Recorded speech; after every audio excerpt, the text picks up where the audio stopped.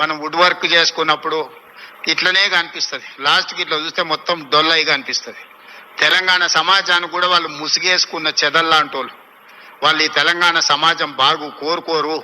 ఉస్మానియా యూనివర్సిటీని బతకనియరు. మళ్ళీ వచ్చిండ్రంటే ఆలోచనలకు కూడా వచ్చినా ఈ ఉస్మానియా యూనివర్సిటీని ఉంచరు. లేఅవుట్లు వేసి ప్లాట్లు అమ్ముకుంటారు తప్పి ఉస్మానియా యూనివర్సిటీని ఉంచరు.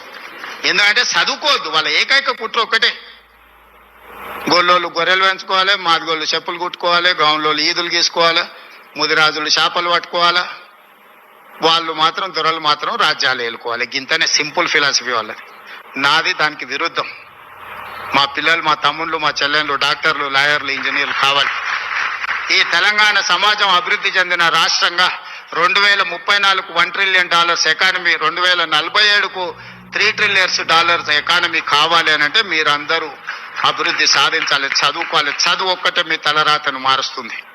ఈ చదువు ఒక్కటే మిమ్మల్ని సమాజంలో గుర్తింపు, గౌరవాన్ని ఇస్తుంది.